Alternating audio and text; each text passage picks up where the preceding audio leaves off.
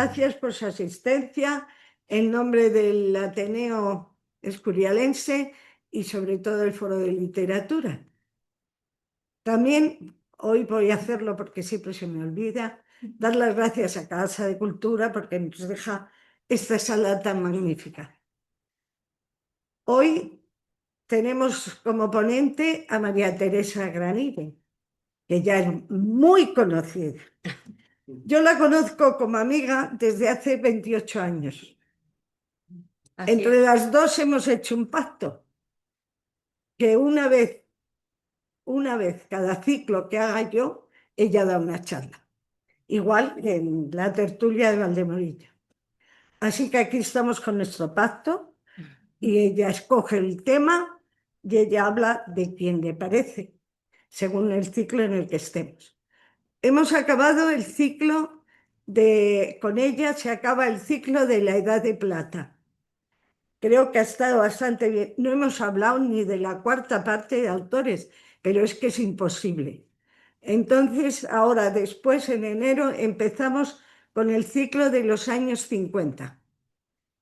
Así que espero que también os guste y resulte interesante.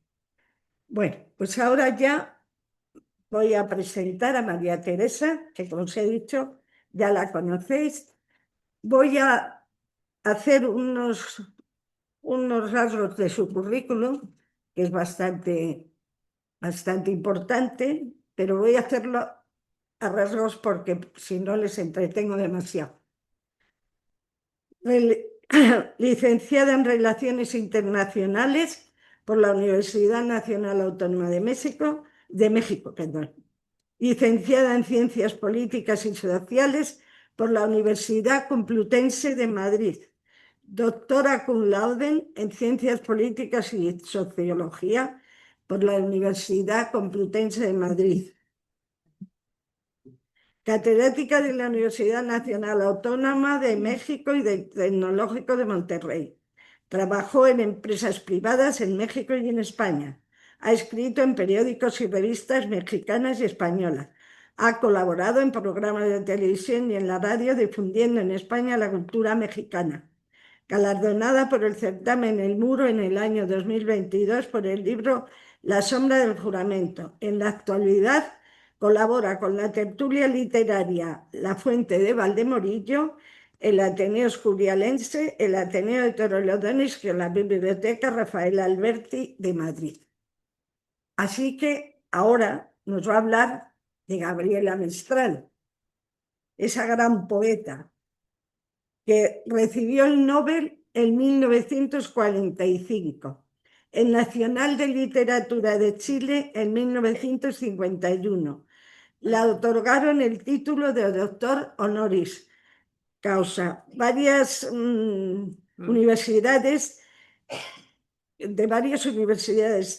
tiene una obra traducida en 20 idiomas. Muere muy joven, a los 67 años. Pero ahora, como es normal y es lógico, quien tiene que hablar es la ponente sobre esta gran autora. Gracias, Maripili, por la presentación y también mi agradecimiento al Ayuntamiento de San Lorenzo del Escorial por permitirnos usar esta Casa de Cultura. Bienvenidos, amigos, amigas, simpatizantes del Ateneo Escorialense, y gracias por dedicar vuestro tiempo esta tarde a una sesión más del Foro de Literatura. Con mucho orgullo latinoamericano, hablaré hoy de la primera persona de Iberoamérica a la que le fue otorgado el máximo reconocimiento mundial de la literatura universal, el Premio Nobel. Se lo dieron a una mujer, a Gabriela Mistral. Está considerada una de las intelectuales más sobresalientes del siglo XX. Fue una escritora que nació en Chile, poeta, feminista, pedagoga, defensora de los derechos humanos y diplomática. Mientras hablo de su vida, oiremos parte de su obra. Le otorgaron el Premio Nobel de Literatura por la calidad de su lírica, por el significado y emotividad de su obra poética.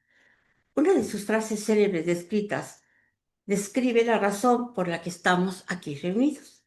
Gabriela Mistral dice que los días más felices son aquellos que nos hacen sabios. Y lo que estamos aquí, pues eso pretendemos, adquirir sabiduría, Por eso acudimos a las conferencias del Ateneo, que nos provoca felicidad, además de ampliar nuestra cultura. Gabriela Mistral acudió sola a Suecia el 10 de diciembre de 1945 a recibir el Premio Internacional.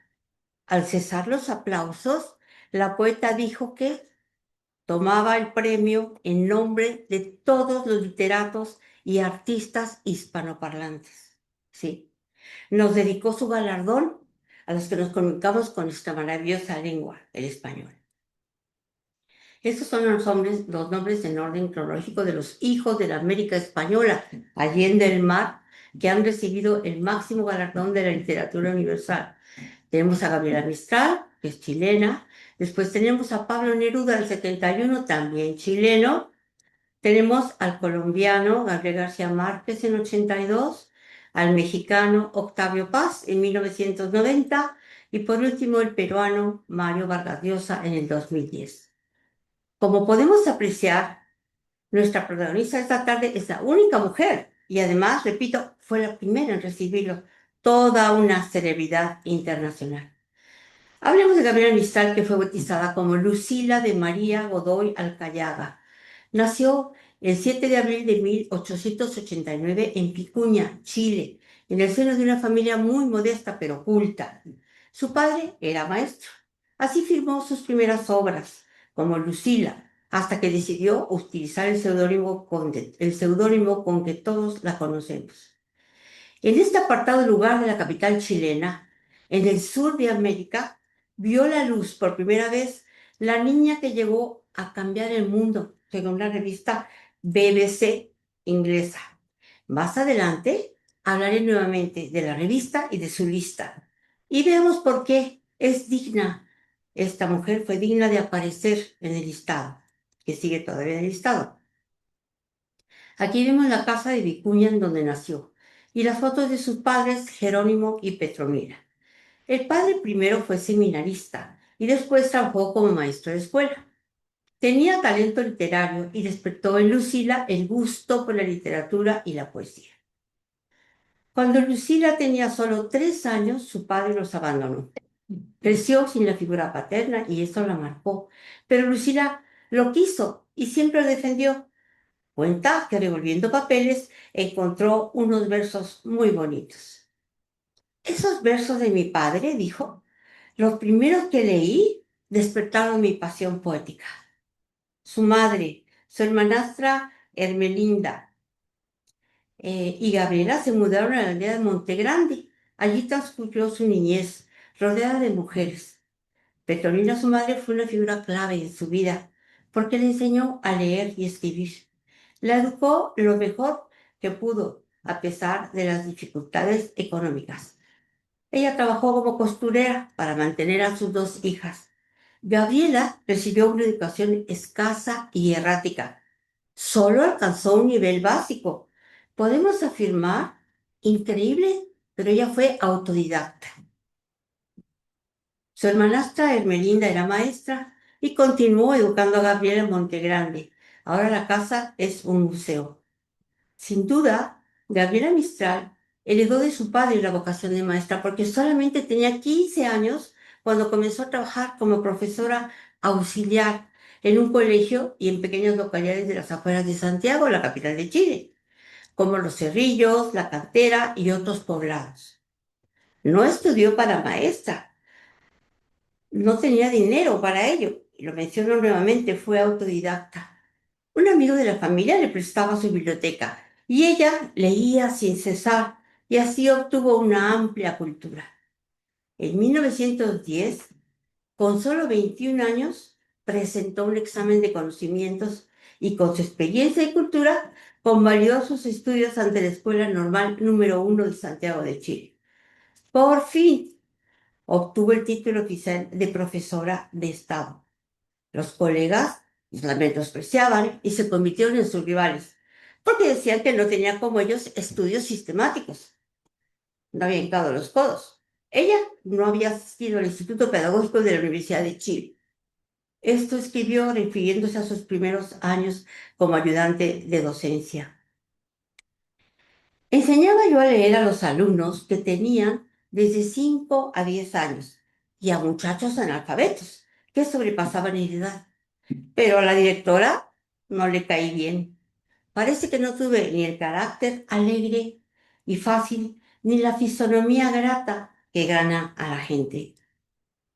Además de maestra, Gabriela Mistral debutó como escritora en la prensa. Siendo muy joven, enviaba sus columnas al diario Coquimbo y al periódico de Vicuña La Voz de X. Era un adolescente cuyo talento capturaba a sus lectores. Conforme fue creciendo, colaboró con sus artículos en más diarios y revistas, la mayoría chilenos. También enviaba poesías. La revista Elegancia, en donde ella colaboraba, estaba dirigida ni más ni menos que por Rubén Darío, a quien ella admiraba profundamente. Pasado un tiempo, ella escribe: me puse a escribir prosa mala y hasta pésima, saltando casi seguida desde ella a la poesía, quien, por la sangre paterna, no era jugo ajeno de mi cuerpo. Así escribió ella. Cuando estaba dando clases como auxiliar de maestra, se enamoró por primera vez de Romelio Ureta. Con solo 17 años, su amor fue desbordante, como se enamora uno por primera vez. Ese primer amor la inspiró a escribir poesías con un profundo significado. Romelio le pidió matrimonio y todo iba bien, hasta que Gabriela lo encontró un día con otra chica. En actitud, voy a ser fina, poco decorosa. Bañada en llanto se lo contó a las amigas, pero pese a todo lo perdonó y siguió con él. Su amor era ciego y absoluto. Su relación tuvo un trágico final cuando el joven Ureta se suicidó 3 años después de haber comenzado el romance. Gabriela Mistral sufrió mucho. Fue un punto de inflexión en su vida. Su inmenso dolor lo convirtió en arte. Dio voz al dolor y al amor con su poesía cargada de profundos sentimientos lacerantes, inspirados en poderosas emociones. El epitafio de la tumba de Romelio lo dice todo. Es parte de uno de sus poemas. Malas manos entraron trágicamente en él. Estos versos, años después, en 1922, fueron editados en Nueva York. Fue su primer libro de poesía. Se llamó Desolación. De este libro se recita un verso, y mi amiga Esther me ayudará cuando se me quiebre la voz, si es que se me quiebra. Se llama Ruego. Vamos a imaginarnos a Gabriela postrada en una iglesia, clamando a nuestro Señor Jesucristo. Señor, tú sabes cómo, con encendido brío, por los seres extraños mi palabra te invoca. Vengo ahora a pedirte por uno que era mío, mi vaso de frescura, el panal de mi boca. Cal de mis huesos, dulce razón de la jornada, gorjeo de mi oído, ceñidor de mi veste. Me cuidó hasta de aquellos de que no puse nada. No tengas ojo torvo, Señor, si te pido por este. Te digo que era bueno, te digo que tenía el corazón entero a flor de pecho, que era suave de índole, franco como la luz del día, henchido de milagro como en la primavera. Me replica severo que es de plegar indigno el que no untó de preces sus dos labios febriles y se fue aquella tarde sin esperar tu signo, trazándose las sienes como vasos sutiles. Pero yo, mi señor, te arguyo que he tocado, ay, te arguyo que he tocado de la misma manera que el narro de su frente todo su corazón dulce y atormentado, y tenía la seda del capullo naciente. Que fue cruel. Olvida, Señor, que le quería, y él sabía suya la entraña que llagaba, que enturbió para siempre mis linfas de alegría. No importa, tú comprende, yo le amaba, le amaba. Y amar, bien sabes de eso, es amargo ejercicio, un mantener los párpados de lágrimas mojados, un refrescar de besos las trenzas del cilicio, conservando bajo ellas los ojos extasiados. El hierro que taladra tiene un gustoso frío, cuando abre cual gavilla las carnes amorosas, y la cruz, tú te acuerdas, oh rey de los judíos, se lleva con blandura como un gajo de rosas. Aquí me estoy, Señor, con la cara caída, sobre el polvo parlándote de un crepúsculo entero, o todos los crepúsculos a que alcance la vida. Si tardas en decirme la palabra que espero, fatigaré tu oído de preces y sollozos, lamiendo el tímido los bordes de tu manto, y ni pueden huirme tus ojos amorosos, ni esquivar tu pie el riego caliente de mi llanto. Di el perdón, dilo al fin. Va a esparcir en el viento la palabra el perfume de 100 pomos de olores. Al vaciarse, toda agua será deslumbramiento, el yermo echará flor y el guijarro esplendores.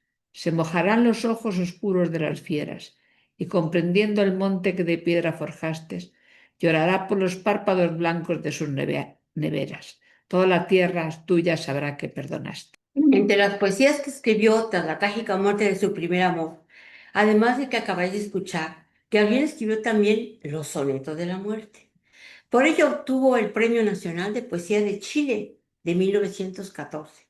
Fue la ganadora de los llamados Juegos Florales. Le otorgaron la Flor de Oro. En esta poesía aparece el epitafio de la lápida de Romelio que vimos hace un momento y que decía, malas manos entraron trágicamente en él. Escuchen. Del nicho helado en que los hombres te pusieron, te bajaré a la tierra, humilde y soleada, que he de dormirme en ella, los hombres no supieron, y que hemos de soñar sobre la misma almohada. Te acostaré en la tierra soleada, con una dulcedumbre de madre para el hijo dormido, y la tierra ha de hacerse suavidades de cuna al recibir su cuerpo de niño dolorido. Luego iré espolvoreando tierra y polvo de rosas, y en la azulada y leve polvareda de luna, los despojos livianos irán quedando presos. Me alejaré cantando mis venganzas hermosas, porque ese hondo recóndito la mano de ninguna bajará a disputarme tu puñado de huesos. Este largo cansancio que hará mayor un día, y el alma dirá al cuerpo que no quiere seguir, arrastrando su masa por la rosada vía, por donde van los hombres contentos de vivir. Sentirás a tu lado cabambriosamente que otra dormida llega a la quieta ciudad. Esperaré que me hayan cubierto totalmente, y después hablaremos por una eternidad. Solo entonces sabrás el por qué no madura las hondas huesas tu carne todavía. Tuviste que bajar sin fatiga a dormir. Se hará luz en la zona de los sinos oscura. Sabrás que en nuestra alianza signo de astros había, y roto el pacto enorme tenías que morir. Malas manos tomaron tu vida desde el día en que a una señal de astros dejara su plantel. Nevado de azucenas en gozo florecía. Malas manos entraron trágicamente en él. Y yo dije al Señor, por las sendas mortales le llevan, sombra amada que no saben guiar. Arráncalo, Señor, a esas manos fatales, o le hundes en el largo sueño que sabe estar. No le puedo gritar, no le puedo seguir. Su barca empuja un negro viento de tempestad. Retórnalo a mis brazos, o le ciegas en flor. Se detuvo la barca rosa de su vivir, que no sé de amor, que no tuve piedad. Tú, que vas a juzgarme, ¿lo comprendes, Señor?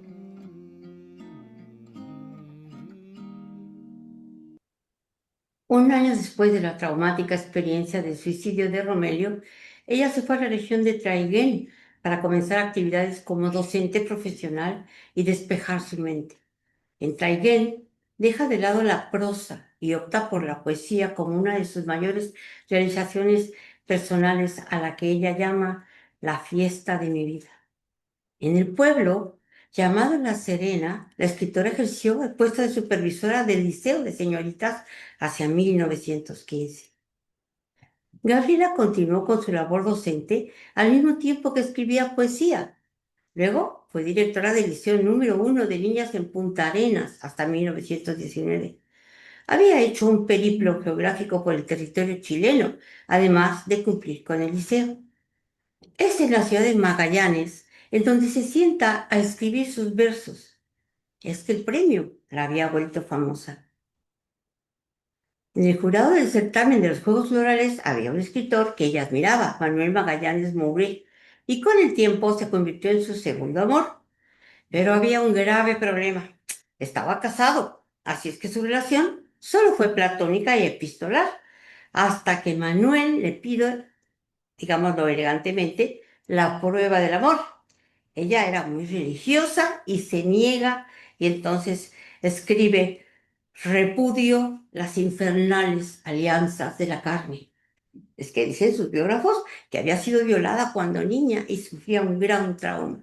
Así es que se resiste. Ella, pues, con su religión pudo hacerlo. Sus relaciones epistolares duraron casi 7 años. Sus cartas dan testimonios de su lírica, pero la escritora rompió las cartas porque temía que las encontraran y las señalaran por involucrarse con un hombre casado. En una de ellas escribió: te adoro, Manuel. Estoy muriéndome de amor frente a un hombre que no puede acariciarme. Un año después, se fue a Temuco en 1920 y ocupó el cargo de directora del Liceo de Niñas del lugar. Por casualidad, ese mismo año, el joven de 16 años, Ricardo Eliezer Neftalí Reyes, que ya comenzaba a usar sus escritos con el seudónimo de Pablo Neruda, cursaba secundaria en el mismo liceo. Así conoció a la poeta. Ella casi le doblaba la edad, pues ya había cumplido los 31 años. Neruda simpatizaba con el comunismo y Gabriela era muy católica. A pesar de sus discrepancias, la pasión de ambos por la poesía hizo que los uniera una profunda amistad que duró toda la vida. Pablo Neruda contó en sus memorias: ella me hizo leer los primeros grandes nombres de la literatura rusa que tanta influencia tuvieron sobre mí. Pasando los años se convertirían en los 2 escritores chilenos premiados con el Nobel de Literatura. ¿Con qué fuerza me impulsaban las nubes a partir con ellas hacia países lejanos? Esta poesía de Goethe describe la vida de Gabriela Mistral, pues se convirtió en una viajera incansable. Nuestra protagonista de esta tarde comenzó su periplo por el mundo en México. En 1922 promovía la escuela nocturna para adultos en Chile. El secretario de Educación de México, José Vasconcelos, en un viaje por Sudamérica, oyó hablar de la labor de la famosa maestra y la invitó a México. Este periódico chileno retrata la despedida con honores porque Gabriela Mistral había sido invitada a un país extranjero para dar conferencias sobre temas de educación y apoyar al país hermano latinoamericano, México, con otros proyectos. Todo un honor para una chilena y además mujer. Estamos hablando del principio del siglo XX. Terminada la Revolución Mexicana, se instituyó, entre otras, la Secretaría de Educación, el equivalente a vuestros ministerios. En México no hay ministerios, hay secretarías de Estado. José Vasconcelos invitó a colaborar a Gabriela en las misiones culturales para combatir el analfabetismo en aquel México posrevolucionario. Ella ayudó a reformar el sistema educativo y al desarrollo de la enseñanza pública rural. Recorrió la República Mexicana y después escribió: ay, cuando llegué a México quedé impresionada por la amplitud del movimiento. Yo venía de un país de lentos cambios sociales y de pronto me encontré en el epicentro de un gran tornado. Ella dio conferencias, habló con los profesores sobre el sentido de las clases, el material de enseñanza y el uso de las bibliotecas. Fundó escuelas rurales, inspirada en las ideas educativas de Rabindranath Tagore y de Tolstoy. Allí conoció a Palma Guillén, quien se convirtió en su secretaria y se hicieron muy amigas. Palma la acompañó en muchos de sus viajes. Gabriela insistió en la necesidad de educación de las mujeres y de los niños, a caballo, en carretas y a pie, Recorrió con el equipo de Vasconcelos, hago un paréntesis, entre ellos iba mi abuelo, Rafael Vázquez, bueno, fundando escuelas rurales. La maestra chilena estaba en su elemento, amaba enseñar a los campesinos, fomentaba la lectura, promocionaba la creación de bibliotecas. Lo que estaba haciendo en México era lo contrario de la pedagogía gris de su propia tierra.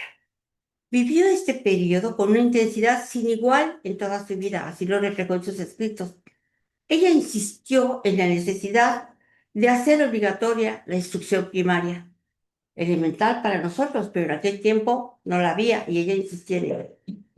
Aprovechó para escribir su segundo libro, Lectura para Mujeres, en 1923, que fue utilizado como libro de texto. Aquí la vemos junto a Vasconcelo, Palma Guillén y probablemente mi abuelo, dando un discurso. Estaba muy contenta en México porque hacía lo que le gustaba. Se relacionaba con importantes personalidades del área cultural y educativa. Estaba mejorando su sistema de enseñanza y además desarrollaba su carrera literaria. En 1924 había escrito otro libro, Ternura. De él pertenece esta poesía que me encanta porque vamos a escuchar la voz de ella, de Gabriela Mistral, bendiciendo nuestra maravillosa lengua, el español. Y os recuerdo con mucho orgullo que el español es el segundo idioma más hablado del mundo hoy en día, y a mucha honra.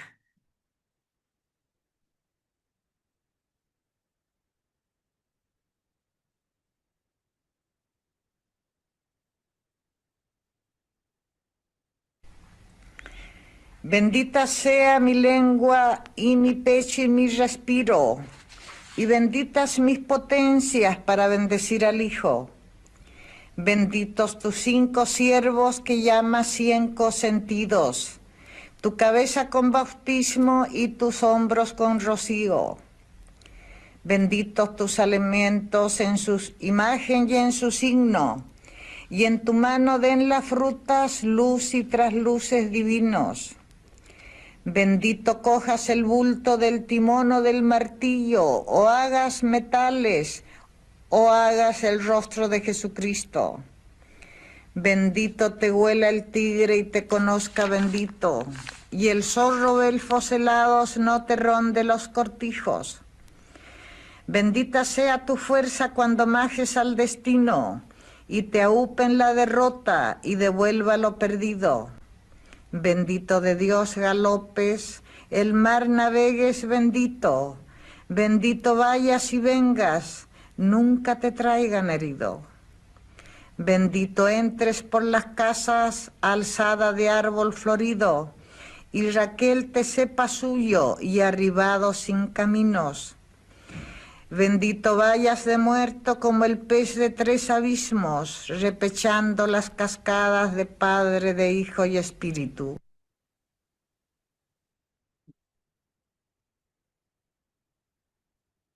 La embargaba una sensación de realización como pedagoga y de plenitud como poeta que la acompañó en los 2 años que duró su estancia en México. Su misión en México estaba terminada, pero ella le había cogido el gusto a viajar.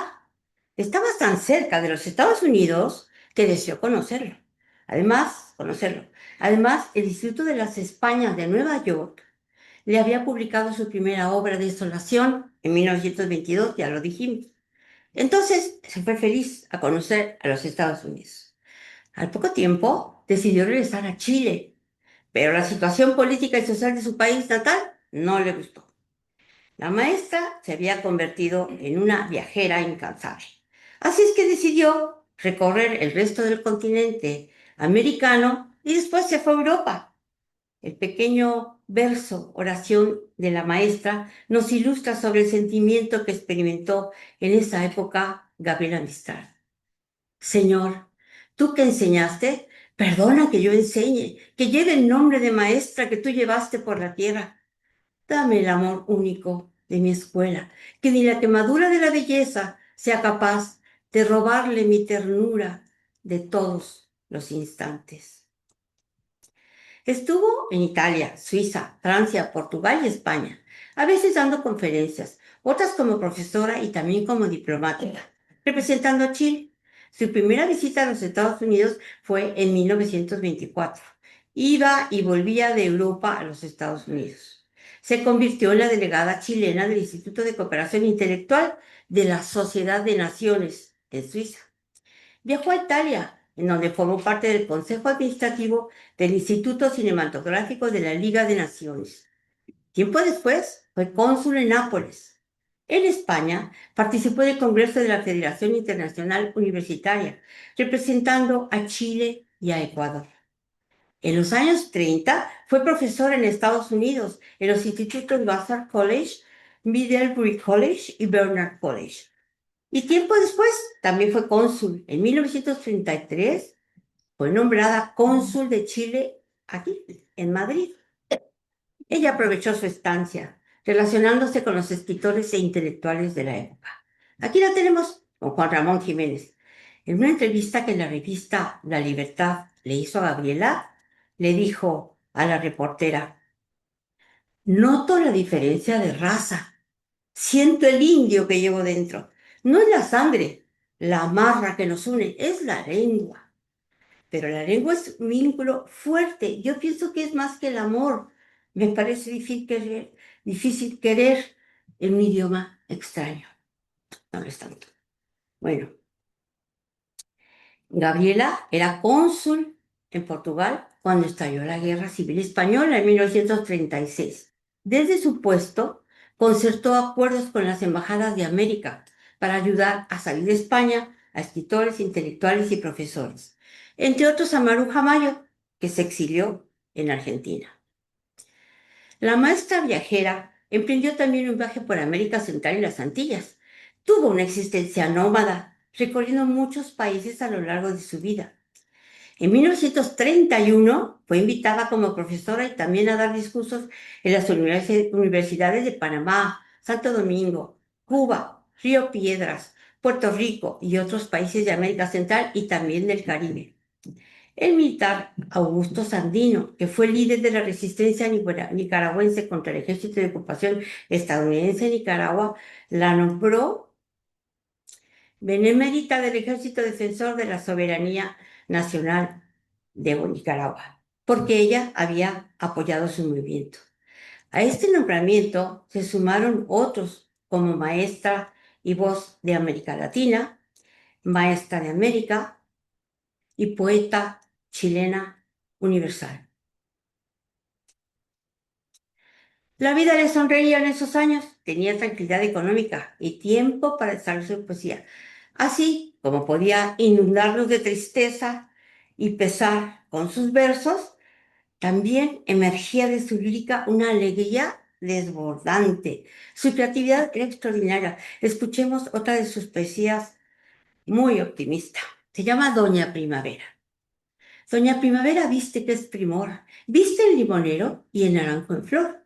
Lleva por sandalias unas anchas hojas y por caravanas unas fucsias rojas. Salida a encontrarla por esos caminos, va loca de soles y loca de trinos. Doña Primavera, de aliento fecunde, se ríe de todas las penas del mundo. Gabriela no tuvo hijos, pero crió a su sobrino Juan Miguel Godoy, hijo de su medio hermano, como si fuera suyo. Juan Miguel nació en Barcelona en 1925. Le llamaba de cariño Gin. Su hermano le cedió la custodia del pequeño en 1929 cuando Gabriela vivía en Francia. Su inseparable secretaria mexicana, Palma Guillén, le ayudó mucho con el cuidado del niño cuando ella viajaba. Instalaron a Gingin en el norte de Italia con cuidadoras para que asistiera a la escuela y aprendiera el idioma. Después Gabriela se lo llevó a Madrid, se lo trajo a Madrid, mientras ejercía hasta de cónsul. Juntos se trasladaron al consulado de Lisboa hasta 1938. Y más tarde se fueron a Dinamarca, porque Palma Guillén, su amiga, fungía como diplomática en Copenhague. Después se fueron a vivir a Ginebra, sede de la Liga de Naciones, en donde Gabriela representaba a Chile. Y estalló la Segunda Guerra Mundial. Gabriela y Gingin vivían en Francia cuando los nazis invadieron París en 1940. Asustada por la magnitud del conflicto y temiendo por la seguridad de su joven sobrino, dejaron Europa y se volvieron al continente americano. Su destino fue Brasil. Primero vivieron en Río de Janeiro y después en Petrópolis, y allí hicieron una gran amistad con Stefan Zweig y su esposa. Los gozaban verdaderamente, pero el suicidio de la pareja en 1942 los afectó y conmovió profundamente, sobre todo a Gingin, que era un adolescente de 17 años cuando sucedió. Es que Gigi no lograba adaptarse al ambiente brasileño y cayó en una profunda depresión. El adolescente tenía problemas con sus compañeros de colegio y con algunos simpatizantes nazis, porque él no lo era. El 14 de agosto de 1943, a los 18 años de edad, Gigi se suicidó con arsénico. Gabriela pasó por uno de los momentos más difíciles de su vida. El trágico final de su hijo adoptivo la dejó hundida. Estuvo en shock durante un tiempo. Su dolor fue mayúsculo. Ella escribió: nadie podrá entender mi espanto de hallarme a mi Yin agonizando de arsénico. Nada, nada me había preparado para este golpazo y nada hubiera podido prepararme. Esto lo escribió ella en un libro que llamó Cuaderno de Petrópolis. De ese dolor, ella contaba que nunca pudo recuperarse. 2 suicidios de gente tan cercana a ella, la de su primer amor Romero y ahora su hijo adoptivo Gingy. Ella no podía comprender cómo, siendo ella tan vital, tan amante de la vida, cómo era posible que no hubiera podido transmitirle a ambos su amor y su pasión por la vida. No se lo podía creer. Padeció la pérdida incalculable que representa la muerte de un hijo. Dicen sus biógrafos que perdió un tiempo bastante la cordura. De su pluma surgieron versos que retrataban sus sentimientos de tristeza, de pena, su gran pena como esta. Como soy reina y fui mendiga, ahora vivo en puro temblor de que me dejes y te pregunto pálida a cada hora, ¿estás conmigo aún? Ay, no te alejes. Riqueza. Tengo la dicha fiel y la dicha perdida. La una como rosa, la otra como espina. De lo que me robaron no fui desposeída. Tengo la dicha fiel y la dicha perdida. Y estoy rica de púrpura y de melancolía. Ay, qué amante es la rosa y qué amada la espina. Como el doble contorno de 2 frutas mellizas, tengo la dicha fiel y la dicha perdida. 2 años después de la tragedia, recibe la inesperada noticia en Petrópolis, Brasil, donde era cónsul desde 1941. A una persona de habla hispana, nacida allí en el mar, en Chile, en América Española, le otorgan por primera vez el premio galardón, el máximo galardón de la literatura universal, el Premio Nobel. Se lo dan a ella, a una mujer iberoamericana. Su asombro fue inmenso y su alegría mayúscula. El acta del Nobel dice que se le otorgan la distinción por su obra lírica que, inspirada en poderosas emociones, ha convertido su nombre en un símbolo de las aspiraciones idealistas de todo el mundo iberoamericano. Aquí tenemos recogiendo el Nobel. Bueno, la traducción del sueco al español y la música chilena de fondo es cortesía del editor de este pequeño video. La poetisa de desolación, que se ha convertido en la más grande cantadora de la misericordia y la maternidad. Os suplico, señora, tengáis a bien recibir de manos de su majestad real el Premio Nobel de Literatura que la Academia Sueca os ha otorgado.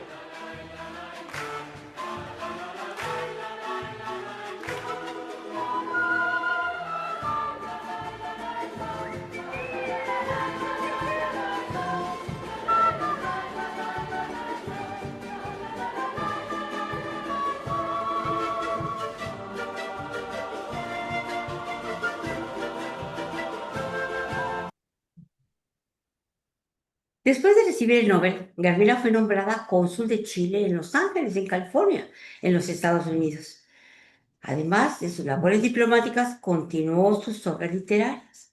Escribió un poemario que tituló Lagar I, que reflejó los hechos de la Segunda Guerra Mundial tal como ella los vivió. De esa época hizo amistad con la intelectual Doris Dana. Era una joven de 28 años, estadounidense, escritora de profesión, admiradora de literatos de renombre a quien conocía y trataba, entre otros a Thomas Mann y a Truman Capote. Conoció a la poeta chilena en 1946, cuando la esposa del presidente de Estados Unidos, Eleanor Roosevelt, organizó una serie de exposiciones de las obras literarias de Gabriela en el Barnard College en Nueva York. Doris quedó muy impresionada por la personalidad de la poeta chilena, 30 años mayor que ella. Se convirtió en su secretaria, fue su amiga y la acompañó hasta la muerte.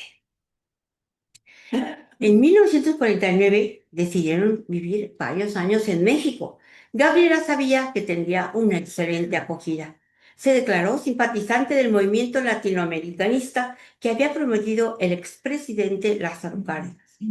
Pensaba en la región como si fuera un solo y gran país. Así lo expresaron varias de sus poesías. Después ella y Doris viajaron a Italia y regresaron al continente americano pasando por Chile.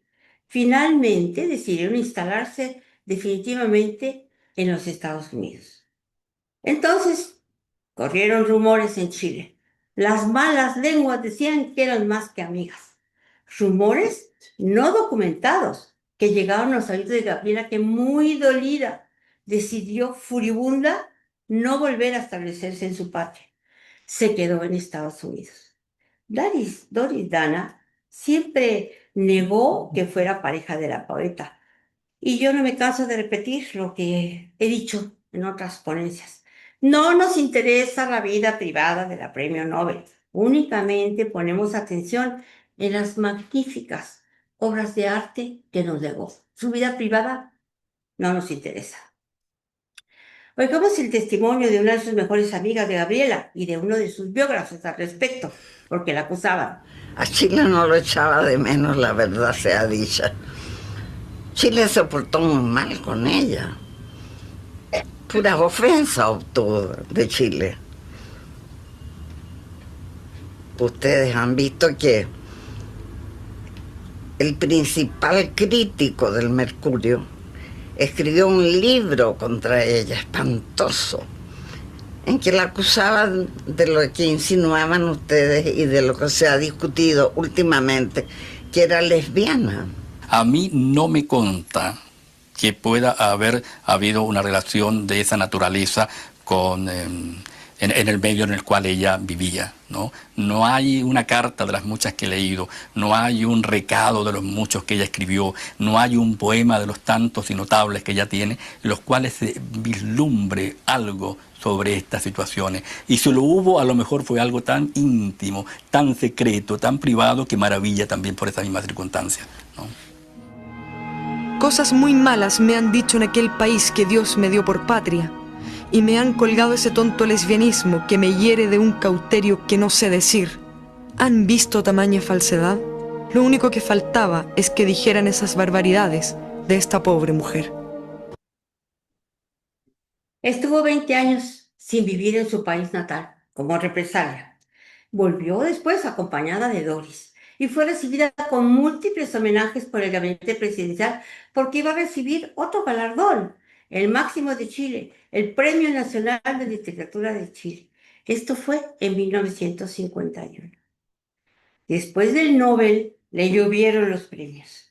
Esta lista nos las proporcionó el Instituto Cervantes. En 1953 se regresó a los Estados Unidos, a Nueva York, porque fue nombrada cónsul delegada de la Asamblea General de las Naciones Unidas. No los vamos a leer, son muchos. La niña que no pudo cursar estudios reglados en Chile y que fue discriminada por sus compañeros, obtuvo los premios y condecoraciones que hemos visto. Entre otros, varias veces los títulos de doctora honoris causa, otorgada por diferentes universidades de diferentes países del mundo. Se mantuvo siempre cerca de su amiga Dana y siguió escribiendo historias en prosa, cuentos y poesías. Gabriela escribió algunos libros. Además, sostuvo relaciones epistolares con muchísimas personas. En sus cartas incluía poesías que han sido agregadas en sus biografías o en algunas compilaciones de versos. Como poeta, es una de las figuras más relevantes de la literatura iberoamericana y de nuestra maravillosa lengua, el español. Esos fueron sus primeros libros, ya los mencioné, Desolación y Lectura para Mujeres. Luego escribió Lagar, y luego Poemas de Chile, Tala, Ternura. En sus discursos señalaba que como maestra estaba convencida de lo bien que les hacían los alumnos la enseñanza al aire libre, la importancia de crear comunidad entre el alumnado, las madres y los obreros de la región. Insistía en que para la enseñanza debía lograrse un equilibrio entre la cultura europea y la americana. Fomentó el uso de las artes en las aulas y promovió un concepto religioso de la educación como vía para acercarse a Dios, que los niños se acercaran a Dios. Ella consagró su vida a la enseñanza. No en balde la llaman la maestra de América. Algunas de sus poesías le han puesto música y en algunas escuelas infantiles de habla hispana las cantan.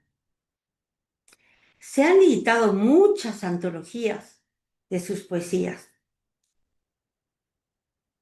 Su obra ha sido traducida a más de 20 idiomas. Ahora sus versos se escuchan no solo en español, sino en diferentes lenguas. En 1926 escribió el manuscrito La imagen de Cristo en la escuela, publicado por el diario El Mercurio, e incluso compuso varias oraciones pequeñas y sencillas para que los alumnos las recitasen antes de iniciar las clases. Ahí no puedo dejar de enseñaros uno de los cuentos en verso que escribió para niños. Escribió muchos. Una rata corrió a un venado, y los venados al jaguar, y los jaguares a los búfalos, y los búfalos a la mar. Pillen, pillen a los que se van, pillen a la rata, pillen al venado, pillen a los búfalos y a la mar. Miren que la rata de la delantera se lleva en las patas lana de bordar, y con la lana bordo mi vestido, y con el vestido me voy a casar. Suban y pasen la llanada, corran sin aliento, sigan sin parar, vuelen por la novia y por el cortejo, y por la carroza y el velo nupcial. Aquí tenemos diferentes frases en prosas y otras en versos. Creo en mi corazón lo que yo exprimo para teñir el lienzo de la vida. Decir amistad es decir entendimiento cabal, confianza rápida y largas memorias, es decir, fidelidad. Si no realizamos la igualdad y la cultura dentro de la escuela, ¿dónde podrán exigirse estas cosas? Su obra es muy abundante. Yo espero haber logrado dar unas pinceladas del talento de esta gran mujer latinoamericana que hizo honor a nuestro idioma. Ante todo fue maestra, por eso la conocían como la maestra de América. Y además fue una gran feminista, adelantada a su tiempo. Ella fue una mujer luchadora, pionera en muchas actividades, tradicionalmente practicadas solo por varones.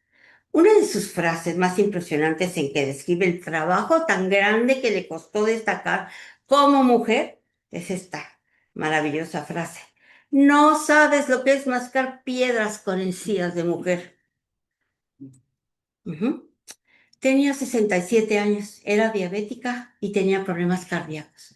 Padecía arteriosclerosis cerebral y cáncer de páncreas. Su cuerpo falló y falleció el 10 de enero de 1957 a los 67 años. Su cuerpo fue embalsamado y después llevado a Montegrande, en Chile. Así lo dejó ella estipulado en su testamento. El dinero producido por la venta de sus libros en América del Sur debía destinarse a los niños pobres de Montegrande, donde pasó sus mejores años de infancia, y el de la venta en otras partes del mundo debería entregarse a sus amigas del alma, a Doris Dana y a Palma Guillén. Sus restos fueron trasladados al Valle de Equi, a Montegrande, en donde vivió la mayor parte de su juventud. Aquí tenemos su lápida. Voluntad que mi cuerpo ha adorado a mi amado, al lado de mi amado. La enterraron junto a él. Varias estatuas y monumentos tienen en la actualidad el cine poeta. Este es un mural de cerámica que la ciudad de Santiago de Chile le ofreció en 1970.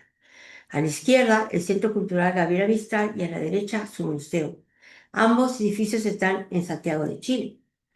Tiene homenajes de muchas partes del mundo, no solo en Chile. Aquí vemos uno en Montevideo, Uruguay, un busto de Gabriela Mistral en Guayaquil, Ecuador, una estatua en la Plaza de los Poetas de Medellín, en Colombia. Y el Banco Central chileno presentó, bueno, en 2009 el nuevo billete de 5.000 pesos con el rostro de Gabriela Mistral. En el 2018 hubo un grupo de expertos convocado por la prestigiosa revista británica BBC History, ya lo dije al principio, dedicada a la historia mundial. Elaboró un listado de las 100 mujeres inspiradoras que han cambiado la historia del mundo e incluía a la poeta chilena.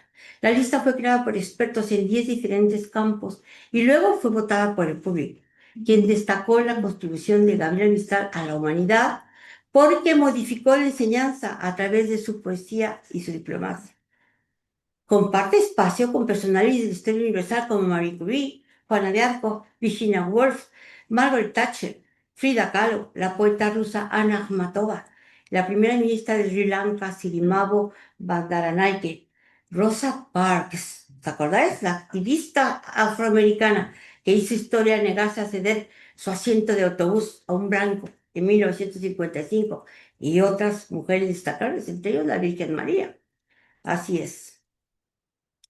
Termino esta breve semblanza repitiendo 2 ideas de la ingeniosa pluma de la maestra de América.